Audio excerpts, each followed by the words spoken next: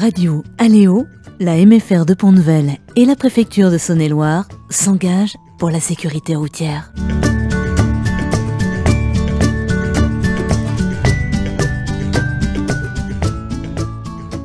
Nous pouvons les reconnaître à leurs camions orange. Ils sont 900 en France à entretenir nos autoroutes et font face à beaucoup de dangers.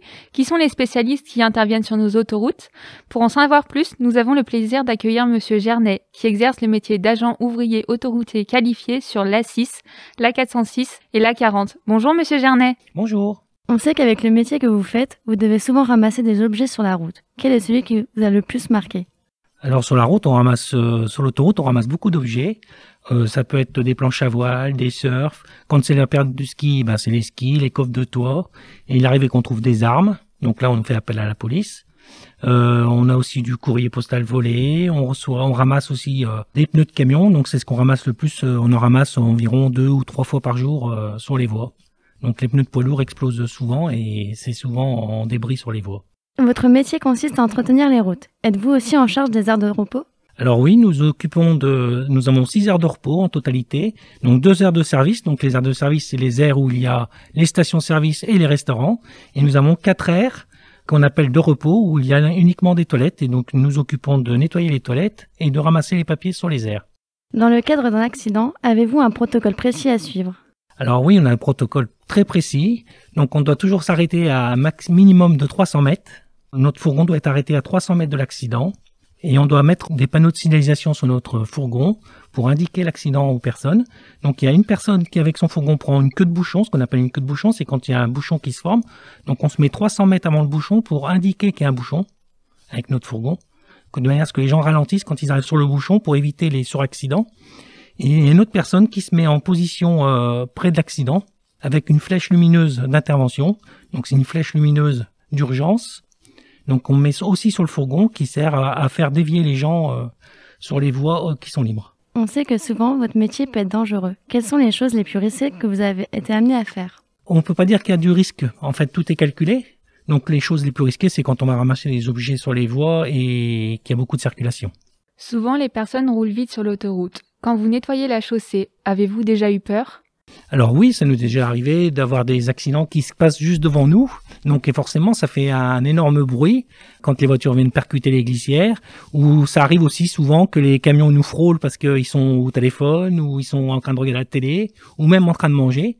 Donc ils sont pas focalisés sur leur conduite. Donc c'est vrai que parfois on est mis dans un risque dangereux par des usagers qui ne font pas attention. Oui. Les patrouilleurs peuvent parfois être victimes d'accidents corporels quand ils sont en fonction. Quelle est votre réaction quand cela arrive? Quand un personnel de chez nous est malheureusement accidenté, donc notre direction vient tout de suite dans notre district. Donc on a tout de suite des moments de parole avec notre hiérarchie. Et puis mis en place aussi une cellule psychologique. Donc on a des psychologues qui viennent, qui nous reçoivent. Donc ça peut durer aussi bien 1 semaine, 15 jours, 3 semaines, le temps qu'on a besoin. Et pareil, ils suivent aussi la famille, parce que des fois la femme elle se retrouve toute seule parce que son mari est à l'hôpital, donc ils suivent aussi la famille, ils lui procurent, comme là actuellement ils sont en train de procurer un taxi à une dame qui va voir son mari malheureusement tous les jours à l'hôpital. On nous interdit pas, mais on essaye de plus nous envoyer sur les voies pendant 2-3 jours, histoire de décompresser un petit peu. Est-ce qu'il vous est déjà arrivé d'avoir un accident pendant vos patrouilles? Alors moi, ça m'est déjà arrivé une fois, je me suis fait percuter un fourgon, je venais de descendre de mon fourgon, j'étais en neutralisation d'une voie lente. Donc c'est la voie la plus à droite où circulent les poids lourds.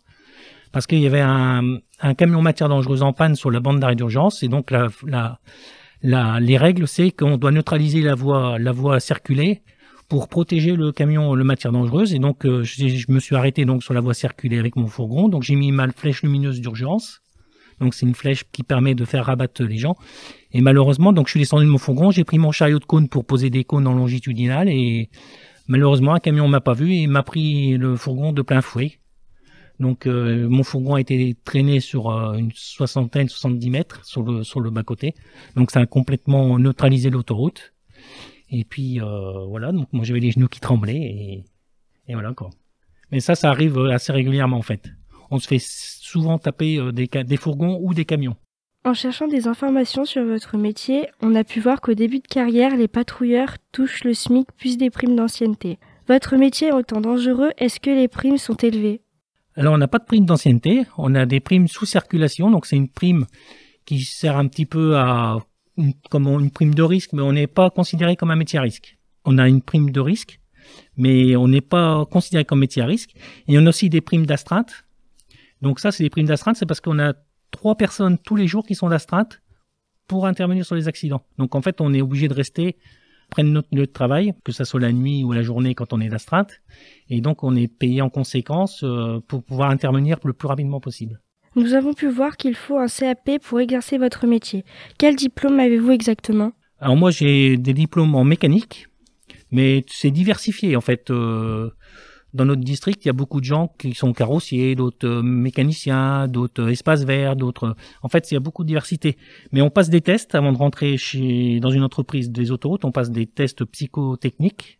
Et en fait, c'est plus ces tests psychotechniques qui font qu'ils prennent les gens qui sont calmes, posés, réfléchis. En fait, c'est ce qu'on cherche en priorité, quoi. Pourquoi avez-vous choisi ce métier? Alors, j'ai choisi ce métier par hasard parce que je cherchais du travail à ce moment-là et j'ai postulé. Et après avoir passé plusieurs tests, ça a duré environ 6 mois.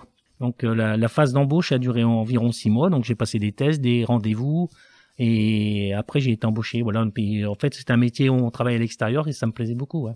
Dans votre quotidien professionnel, qu'est-ce que vous faites le plus souvent? Alors, notre quotidien, c'est le plus souvent, c'est de poser des balisages pour que les entreprises puissent travailler. Donc, pour les mettre en protection. Donc, sur le secteur de Mâcon, on fait à peu près un peu plus de 1000 balisages par an. Donc, c'est quand même énorme.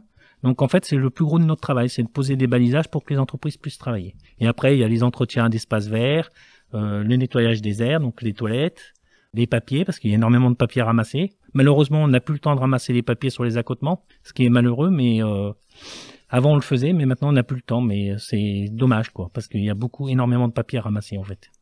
Merci beaucoup, Monsieur Jarnier, d'avoir pu répondre à nos questions et aussi de nous avoir accordé de votre temps. Nous vous souhaitons une excellente journée à toutes et à tous et faites attention sur la route. Merci. Cette émission a été réalisée par les élèves de terminale Bac Pro Service aux personnes et au territoire de la Maison familiale rurale de Pont-de-Vel en atelier avec Radio Aléo.